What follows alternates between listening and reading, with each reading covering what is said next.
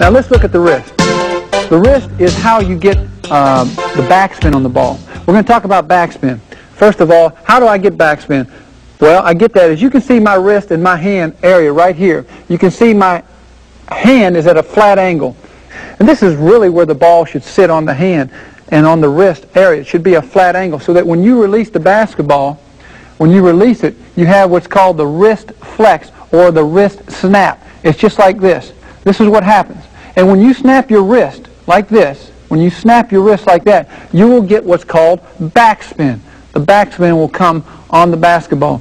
So wrist snap, wrist flex is very important. You have to know how to snap your wrist. Some guys can't get backspin because of the fact that they just have this Frankenstein type of approach in shooting and releasing the basketball. So make sure that you're very relaxed when you snap that wrist. The next thing we want to talk about is the gun barrel. Now, the gun barrel is from the ball all the way down to the shoulder. That's what shoots the basketball. Your arm is what shoots the basketball. So when I shoot the basketball and I release it, I have what's called the gun barrel. It goes all the way to the tip of my finger right here.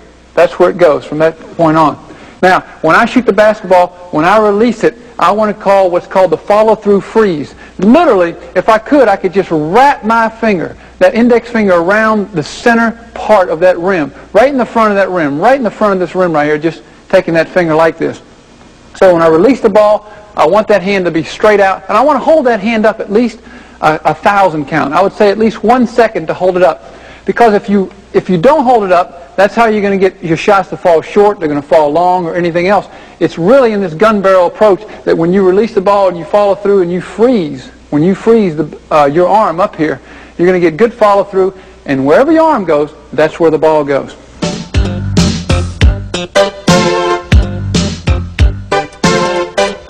Now, the next thing we're going to talk about is, of course, the target. Now, the target, of course, is the rim. Now, I want to look directly at the rim. I want to look at the front of the rim. And as you can see, that rim is divided up, and it's 360 degrees. It's a center. It's a circle. And if I can put in my mind that just to divide that up and just come to the front of that rim when I shoot the basketball, no matter where I shoot from any area of the court, I look directly at the front of that rim. And that's my target. Because you see, when someone does follow the ball, when they do release it, as I get ready to release this ball right here, you can see if I was to just follow the ball, then I'd have to go like this. Watch. And then release it. Well, nobody can shoot like that because you're not looking at the rim. So what happens is this. When someone does follow the ball, they're here, and they see the rim, then they release it. When they've released the ball, then they start following it.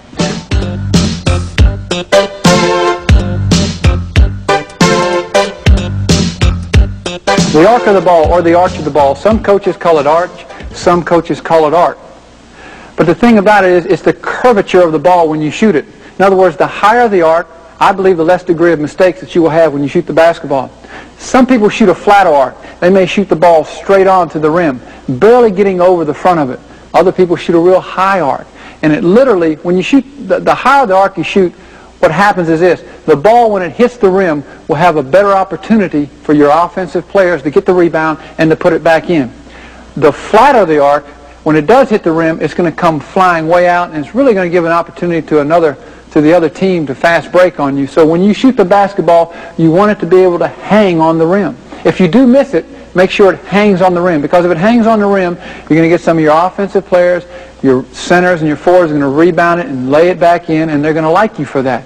So be sure that when you shoot the basketball, that you shoot with enough arc on the basketball that it's going to hang the ball closely to the rim.